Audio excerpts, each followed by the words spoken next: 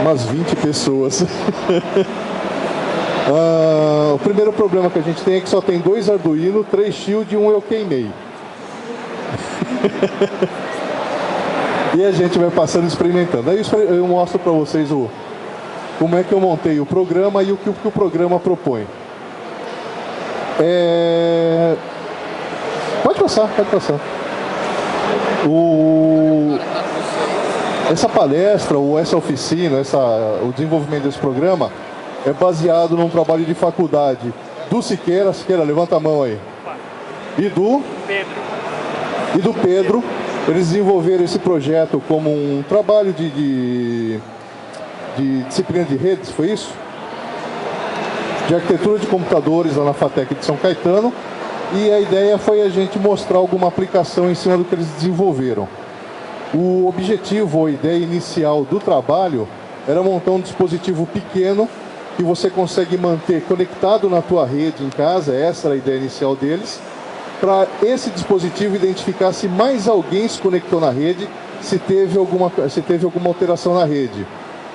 Nós não conseguimos chegar no ponto, mas a ideia é que o próprio dispositivo envie um alerta para você caso a tua rede tenha sofrido alguma alteração. Ou seja, caso mais algum dispositivo tenha se conectado. Nesse momento ele ainda não manda nenhuma mensagem, mas ele já identifica todos os dispositivos que estão conectados na rede fisicamente.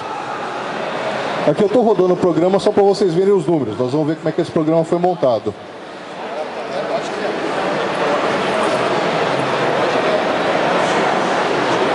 Vocês vão querer participar também?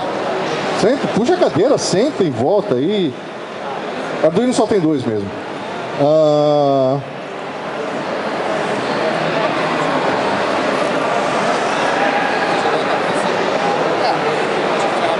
Primeira parte, o que é a rede de computador? Como é que a gente enxerga uma rede de computador e o software que controla ela? A gente enxerga a rede como uma série de camadas. Nossa, o cara é administrador de sistema, para me deixar mais? Beleza.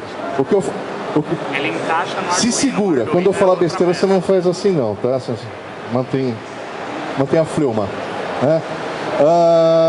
A gente observa a rede como uma série de camadas, tanto para os dados que ela transporta, quanto para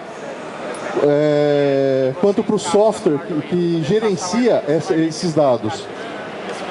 A primeira parte, a parte física, é o que a gente pode considerar tanto a conexão física, tanto o cabeamento da rede, quanto a própria placa de rede. O próprio nome já diz físico. E isso vai subindo para o controle do software. Normalmente a parte de aplicação é onde está rodando lá o teu navegador, onde está rodando um programa de Instant Messenger, o Messenger do Facebook, e por aí afora. E todos os níveis de protocolos têm tanto informações próprias, quanto as rotinas, quanto as funções, os métodos, que controlam a estrutura dos dados, a correção de erro e o empacotamento dos dados. Existem 2 modelos principais, um modelo teórico chamado modelo OSI e o modelo TCP/IP, que é mais utilizado na prática, ele tem menos camadas. As outras camadas teóricas do modelo OSI estão embutidos em apenas 4 camadas do TCP/IP, tá? Isso daqui é o mais observável. Esse modelo híbrido aqui é mais usado também para estudo, para você conseguir visualizar as outras camadas do modelo teórico OSI dentro do modelo TCP/IP. Aonde que eu atuei principalmente com esse programa? Na parte de IP e de transporte. Trabalhei aqui. Eu não trabalhei muito a camada de aplicação, porque eu estou preocupado mais com o IP e com o MAC address para me identificar quem é que está conectado na rede. Tem alguém aqui que não sabe o que é IP ou MAC address? Todo mundo sabe? E está piorando. Se o pessoal não soubesse, eu podia falar qualquer coisa.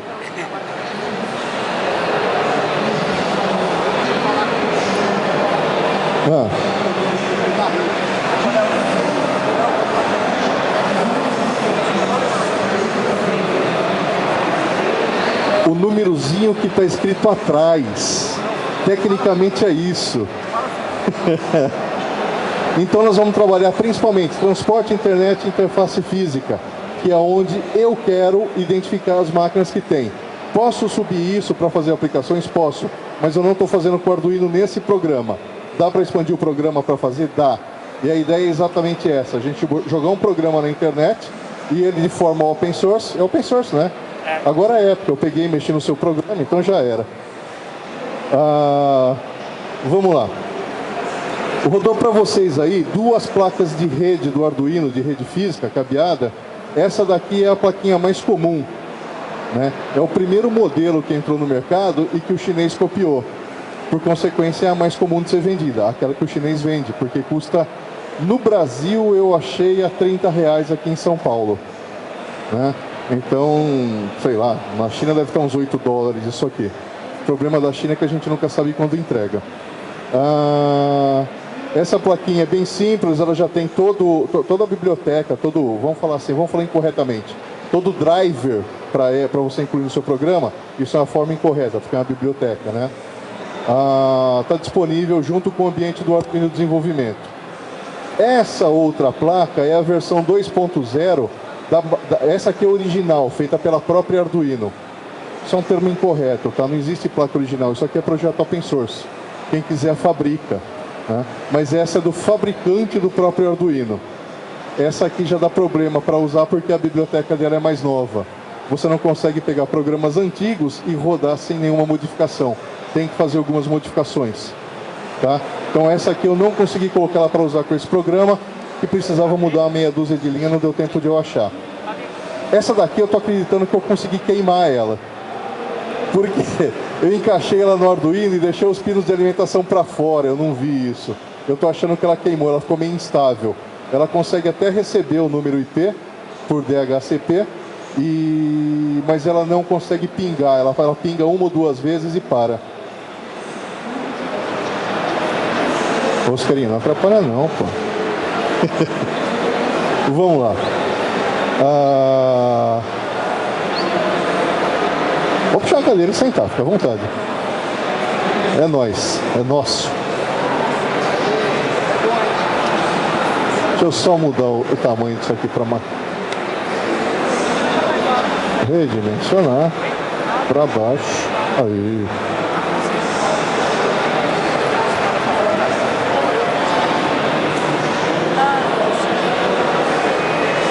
Vamos lá, voltando, recapitulando, eu peguei um programa que o Pedro e o Siqueira tinham desenvolvido lá para o trabalho de faculdade deles e ampliei alguma coisa, simplifiquei algumas outras. Para você utilizar essa plaquinha de rede, eu vou falar sempre dessa mais simples, você precisa de basicamente 3 bibliotecas, tá? A primeira é a SPI, porque ela se comunica por uma porta serial, protocolo SPI do Arduino, do microcontrolador, e você tem que incluir a biblioteca de SPI. O mais importante, tudo isso é muito simplificado porque você inclui a biblioteca e tudo já está pronto. Você não precisa esquentar a cabeça em como essa comunicação serial é feita. Você simplesmente inclui ela. Tem uma outra biblioteca chamada Ethernet.h que eu não incluí. Por que eu não incluí? Porque a biblioteca ICMP Ping já inclui ela internamente. Eu até poderia colocar aqui, ó. Deixa eu achar o mouse aqui. Até poderia colocar desnecessariamente aqui um include.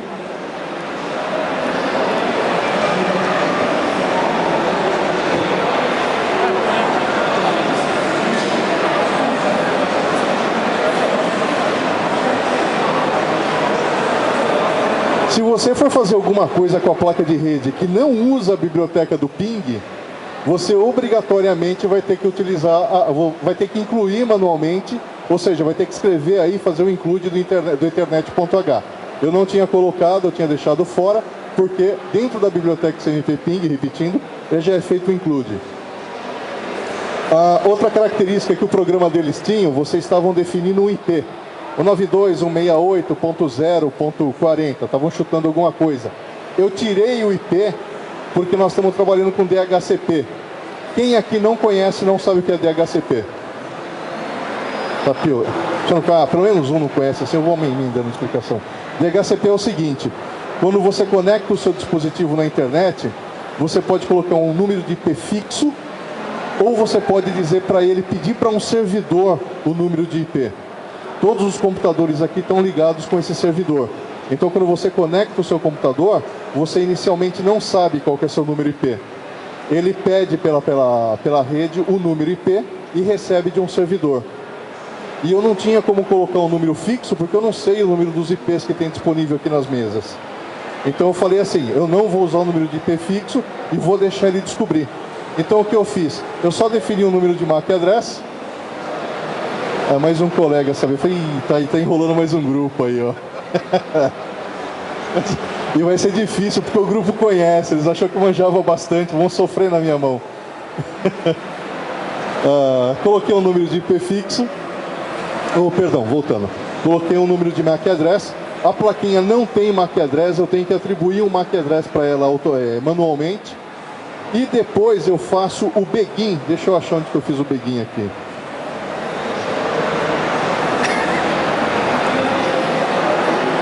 Aqui, ó. Eu faço assim, ó, ethernet.begin. Isso daqui é uma classe estática. Quem não sabe o que é classe estática? Tem aí, já tem bastante gente. O Arduino, ele é programado orientado a objeto. Ele trabalha tudo como classe. Normalmente, exceto se algum doido não fizer isso, as classes do Arduino são disponibilizadas em forma de... Perdão, as bibliotecas do Arduino são disponibilizadas em forma de classe. Tanto que aqui em cima, deixa eu ver se isso fugiu da tela aqui, fugiu. Deixa eu ver, aqui ó. Aqui eu estou instanciando a classe, a biblioteca, que ela é disponibilizada em forma de classe, e eu estou instanciando ela com o objeto com o nome ping. Né? Então o nome da classe é ICMP ping, e o nome do objeto é ping. O que eu estou fazendo? Basicamente, gente, quem programa orientado a objeto de verdade, não vai repudiar o que eu falo, é para explicar para quem não sabe, para simplificar. É que às vezes o cara programa orientado a objeto e fala, nossa, quanta besteira que esse gordo está falando. Né? Basicamente é o seguinte, aqui dentro dessa classe, eu tenho todas as funções e variáveis. Para quem programa orientado a objeto, são os métodos e atributos, né? Mas no final é tudo função e variável. E isso vai ficar disponível para o meu programa através do nome ping. Então eu tenho ping ponto o nome da função, ping ponto o nome da variável, né? Que no final é método e atributo. Você fala que eu falei que é função e variável, eu nego tudo. E o Siqueira está gravando, também. Né? Voltando no Ethernet aqui embaixo, o Ethernet não foi instanciado em forma de objeto, porque ele é uma classe estática. No momento em que você importa ele já está disponível com o próprio nome da classe. Qual que é a desvantagem disso? Ele existe só uma instância, uma placa de rede. Tá? Eu tenho Ethernet e ela se refere àquela placa de rede e acabou. Eu não consigo criar quantas instâncias forem, com nomes diferentes. É uma classe estática. E aqui eu estou inicializando a placa. Eu estou chamando a função begin, método begin. Lembrando que orientado a objeto se chama método. E eu estou passando o MAC address, que eu defini lá em cima. Quando eu passo só o MAC address na função begin, no método begin, ele fala assim, opa, não tem número IP. Se não tem número IP, automaticamente a função já faz uma solicitação de DHCP. E a placa Ethernet já recebe um IP se tiver um servidor, que é o nosso caso aqui, tá? Então, basicamente, eu faço a inicialização, crio umas variáveis, algumas instâncias do ping, faço a inicialização da Ethernet, e aqui eu crio um laço while. Enquanto ele não receber um número IP, enquanto ele não conseguir inicializar, dando resultado 0, eu fico preso dizendo que ele falhou ao se conectar. Né? Vamos ver se isso funciona. Espero que sim. A demonstração sempre falha, né? Ó, desliguei o cabo, tá? Cabo de rede. O Arduino tá sem o cabo de rede, tá certo? Tá só com o USB aqui para eu poder usar o...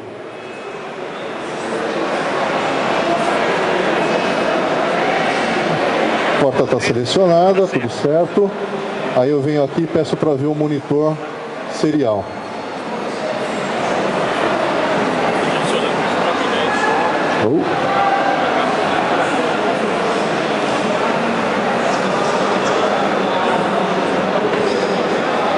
Ele está preso no tamanho do monitor de baixo, desculpa.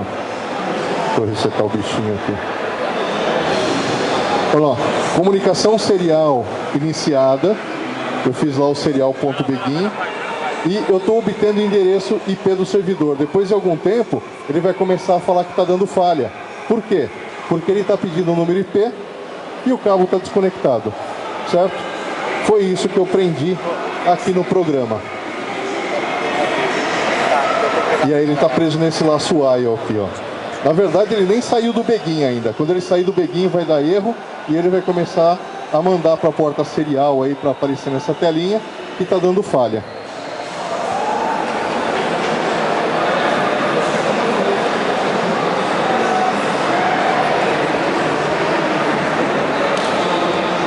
Vamos ver se ele consegue pegar o DHCP agora.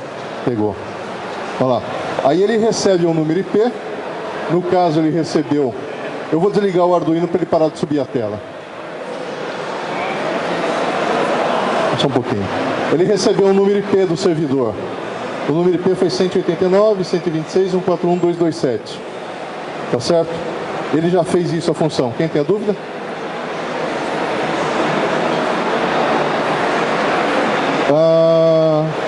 Eu só vi dois métodos, né? O begin com o MAC address e o begin com o MAC address vírgula IP.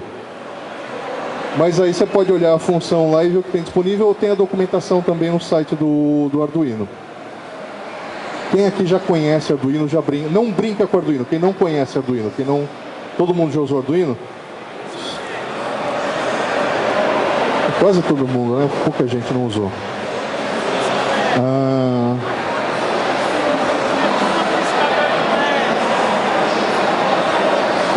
Tem um cara lá atrás gritando no piscador de LED, tem uma coisa assim. Tem um professor meu que ele me deu aula de assembly em 1988, professor Tonello, tá vivo ainda, tá? Quando ele me deu aula, ele era estudante da FEI, ele se aposentou faz 2 anos agora. Já que teve a carreira dele. Bom, o que ele falava? Ele falava assim, faça a porcaria que for, mas põe luzinha que vende. Então tá aí, ó. Mas voltando, ó, ao assunto principal aqui.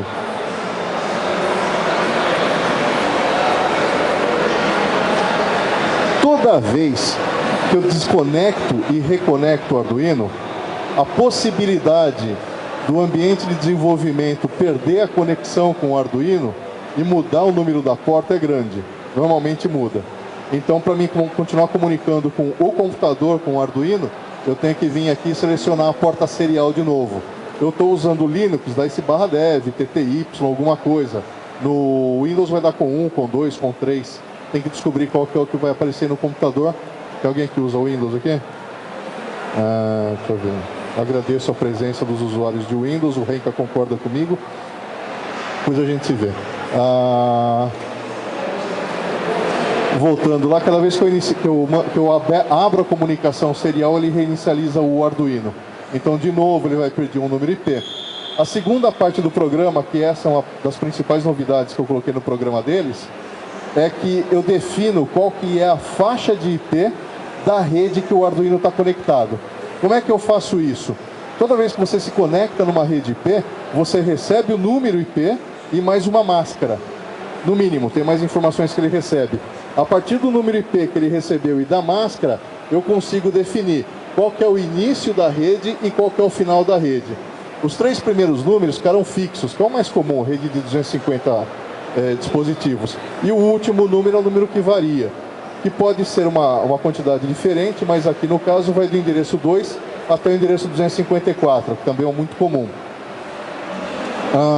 E aí eu inicializo um laço for. Vamos dar uma olhada no programa aqui. Aí aqui eu faço a inicialização, umas mensagens na tela, mostro aqui novamente a classe Ethernet e eu estou pegando a função local IP, que me devolve o número IP que está atribuído à placa Ethernet.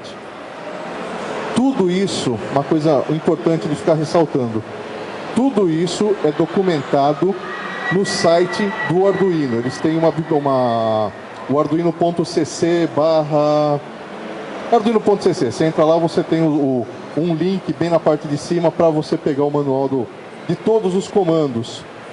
A outra característica é que o que não tiver documentado na parte formal de documentação, você acha no fórum através do Google. Por que eu estou evidenciando isso, que é óbvio? Porque o óbvio foi definido no documento que criou o Arduino. O cara que projetou, o pai do Arduino, que se chama Wiring, e o cara que projetou chama Hernando Barragan, ele fez o Wiring como...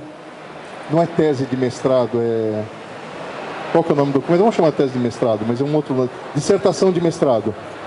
O Wiring é a dissertação de mestrado do Hernando Barragan.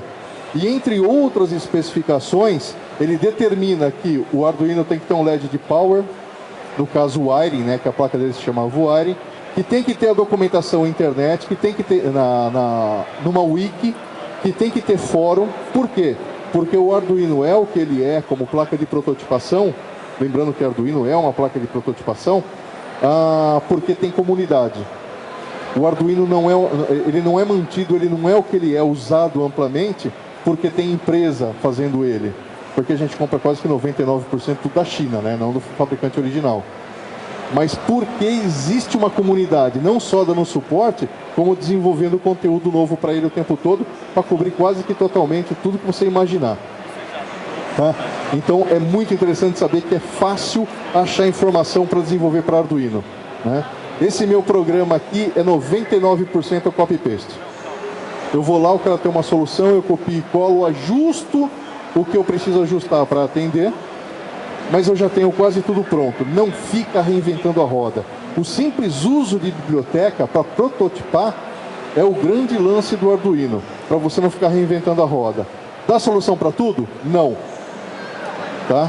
Não resolve tudo. Tem hora que o Arduino é lento, tem hora que ele não tem memória suficiente, não dá conta. E talvez você tenha que partir para uma outra linguagem de programação ou para uma outra plataforma.